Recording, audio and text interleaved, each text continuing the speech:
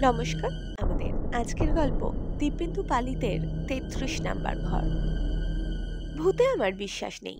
আশেপাশে সামনে পিছনে জ্যান্ত মানুষজন নিয়েই এত ব্যস্ত ও কখনো বা বিব্রত থাকতে হয় যে বুঝতেই পারি না দিনের ২৪টা ঘন্টা কেটে যায় কিভাবে।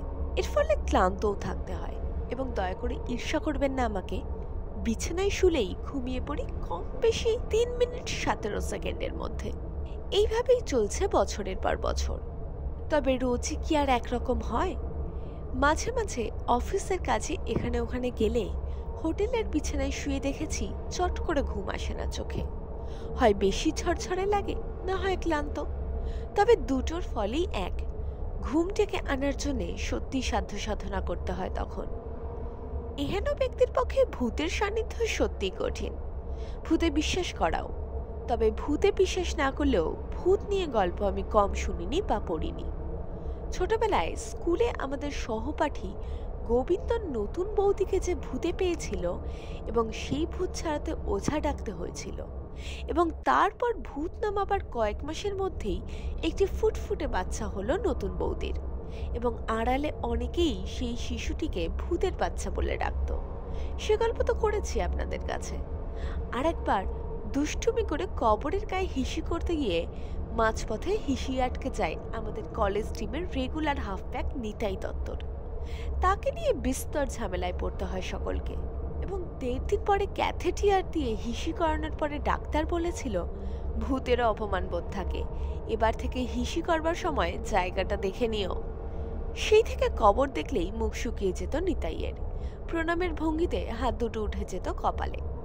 এরকম আরও কিছু কিছু অভিজ্ঞতা শুধু আমার কেন, আরও অনেকেরই থাকবে। তাছাড়া ভূতে আমার বিশ্বাস নেই বললেই যে ভূতের অস্বস্তি নেই, এ কথা কে বলবে? যারা ভূত দেখে এবং দেখা বর্ণনা করে তাদের সকলকেই মিথ্যেবাদী বলে উড়িয়ে দেওয়ার সঙ্গত কারণ নেই কোনো। ভূতবিদ্যা সম্পর্কে একটি বইয়ে পড়েছিলাম, ভূত তারাই দেখে যারা ভূতে বিশ্বাস করে। এমনকি এ কথাও শুনেছি যে ভূতে যাদের বিশ্বাস নেই তারাও ভূত দেখেন। কিন্তু ঘটনাটাকে অন্যভাবে ব্যাখ্যা করে এড়িয়ে যেতে চান ভূতের অস্বস্তি। ঠিক জানি না, আমিও হয়তো ওই শেষের দলেই পড়ি। তা না হলে সে বছর শীতে দিল্লিতে যা ঘটেছিল তারপরেও ভূতে অবিশ্বাস করব কি করে? ঘটনাটা খুলেই বলি। সেদিন দিনটাই বোধহয় ছিল গোলমেলে। কোন এক রবিবার।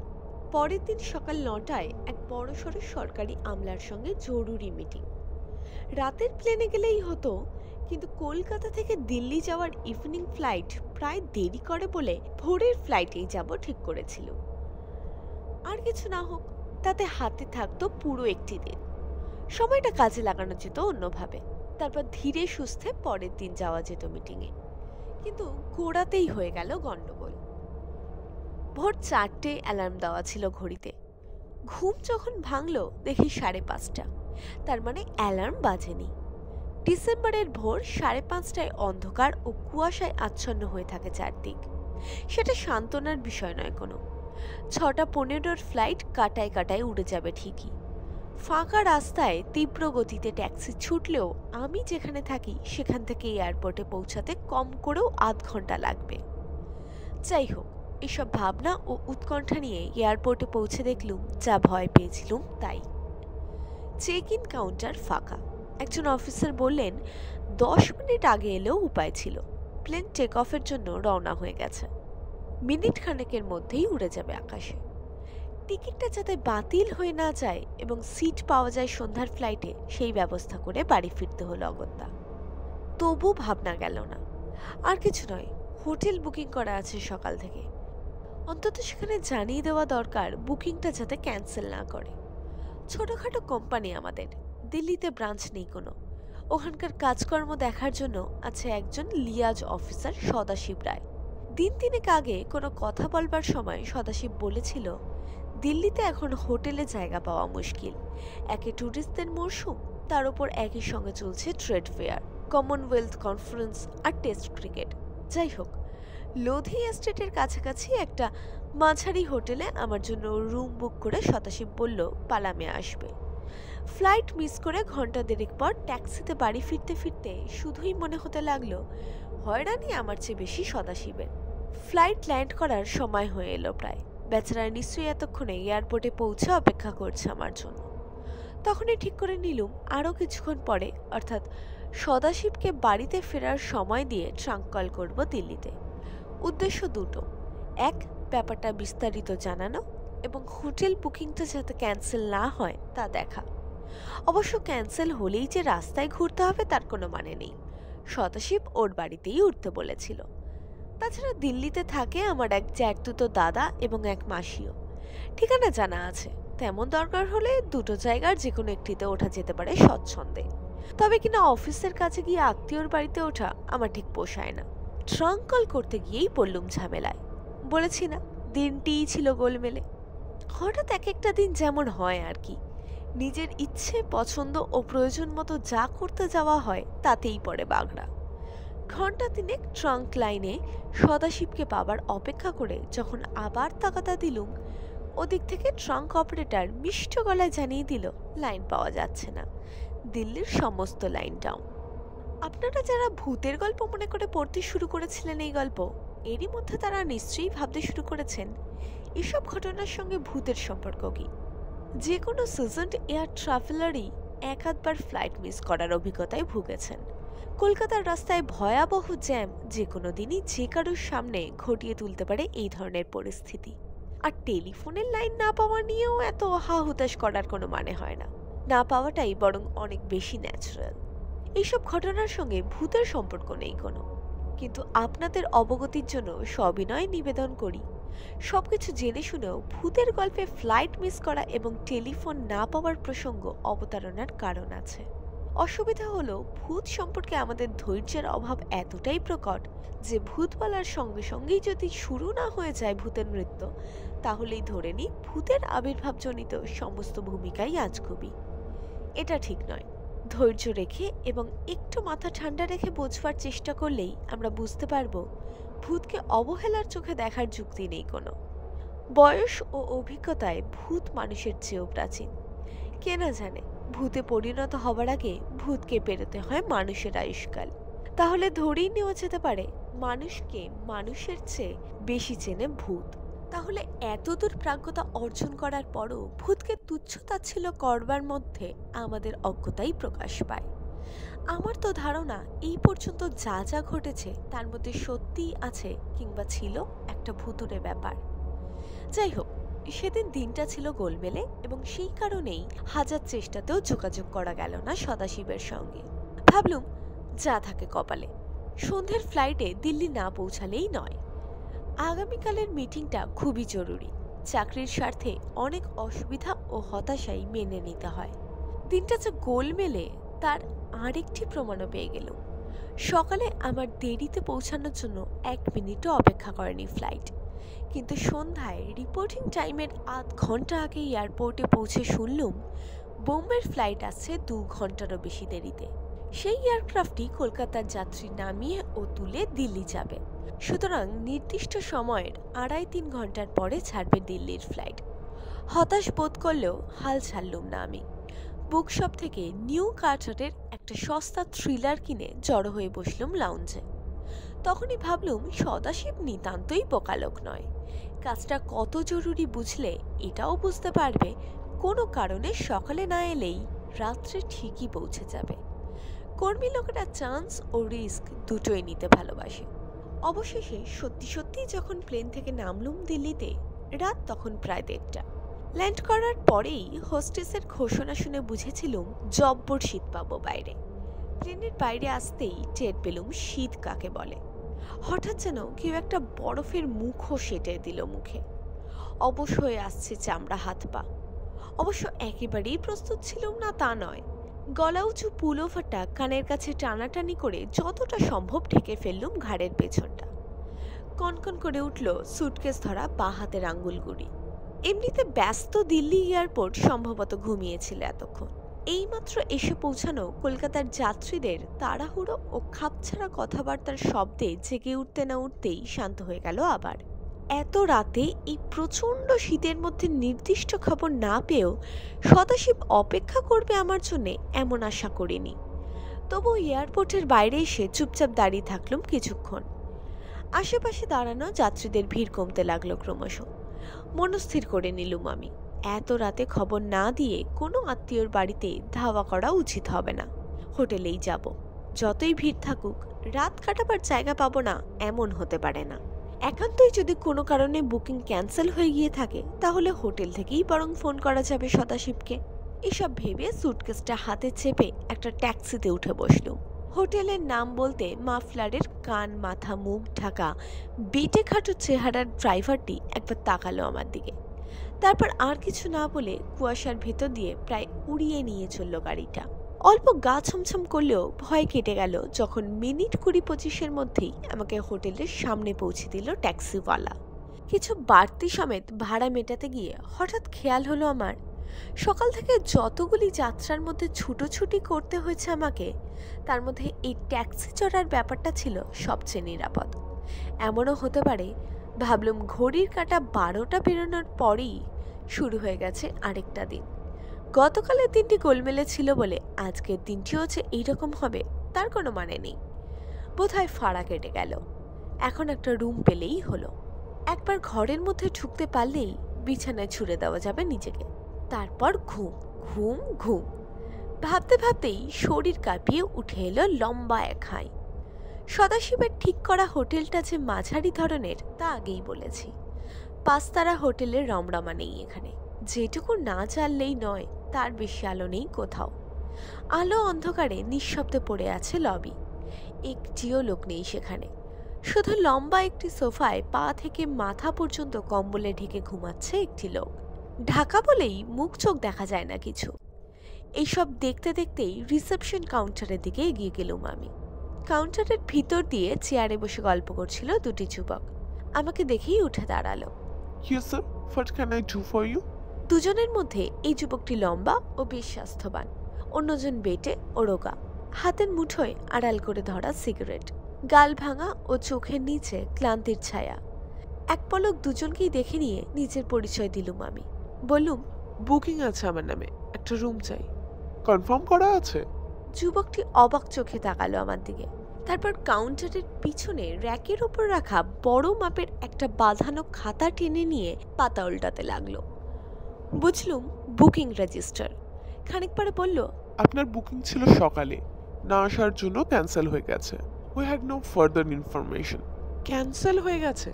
দেখতে না পেলেও বুঝতে পারলুম নিশ্চিত শুকিয়ে গেছে আমার মুখ। বললুম, ফ্লাইট মিস করেছিলাম বলেই আসতে পারিনি। অন্তত রাতটা কাটানোর জন্য কোনো ব্যবস্থা করতে পারেন না আপনারা? রুম খালি থাকলে নিশ্চয়ই করতাম sir. We are here to help you. বাঁধা বলি প্রত্যাখ্যানেও মিশে আছে সৌজন্যের হাসি। আমার রাগ হলো, সঙ্গে সঙ্গে ছেকে ধরল এক ধরনের অসহায়তা। কি করব বুঝতে পারছি না। একটা ট্যাক্সি পেলে অবশ্য চলে যাওয়া যায় জ্যাঠতুতো দাদা কিংবা মাসির বাড়ি। একটা চাণক্যপুরী এবং অন্যটা চিত্তরঞ্জন পার্কে। সে জায়গাগুলিও কম দূর নয় এখান থেকে। ট্যাক্সি অবশ্য ফোন করলেই পাওয়া যায় দিল্লিতে, কিন্তু এত রাতে না, সদাশিবের ওখানেও যাওয়া যায় না। ভাবতে ভাবতেই আমি তাকালুম প্রায় অন্ধকার লবির দিকে। ওখানেই শুয়ে বসে রাতটুকু কাটিয়ে দেওয়া যায় কিনা ভাবলুম। বন্ধ কাচের দরজা দিয়ে বাইরে তাকালেই কুয়াশার দেওয়াল ছাড়া আর কিছু চোখে পড়ে না। এই সময় টেলিফোন বেজে উঠল। লম্বা যুবকটি রিসিভার কানে লাগিয়ে কি যেন শুনল, তারপর বলল, sorry, we are fully booked. মনস্থির করতে না পেরে আমি বললুম, একটা ট্যাক্সি পাওয়া যেতে পারে? দেখছি। লম্বা যুবকটি বলল। আপনি বসুন লবিতে। আমি লবিতে গিয়ে বসলুম। এতক্ষণে কানে এলো ঘুমন্ত লোকটির মৃদু নাক ডাকার শব্দ। কান পর্যন্ত ঢাকা পুল ওভারের নিচে ঘামতে লাগলুম আমি। ইতিমধ্যে কাউন্টারের বেটে যুবকটির সঙ্গে লম্বা যুবকটি নিজেদের সম্ভবত পাঞ্জাবি ভাষায় কি বলা বলি করলো বুঝতে পারিনি। লম্বা যুবকটি হঠাৎ আমাকে লক্ষ্য করে বলল, সকাল 8টার আগে ছেড়ে দিলে এখন আপনাকে একটা ঘর দিতে পারি। ওকে। আমি উঠে দাঁড়ালুম। সকাল হলে আমি অন্য হোটেল খুঁজে নিতে পারি। এখানেও কোনো গেস্ট চলে যেতে পারে, তখন আপনাকে অন্য রুম দেওয়া যাবে। তবে 8টার মধ্যে বোম্বে থেকে আসবে একজন, তার জন্য একটা রুম কনফার্ম করা আছে। তখনকার যা অবস্থা তাতে যে কোনো শর্তেই আমি রাজি। পিছনে কি হোলের গায়ে লাগানো হুক থেকে একটা চাবি নিয়ে বেটে যুবকটির হাতে দিল লম্বা যুবকটি। বেটে যুবকটি কাউন্টারের ভিতর থেকে বেরিয়ে এসে বলল, আসুন আমার সঙ্গে। ঘরটা দোতলায়, 33 নাম্বার।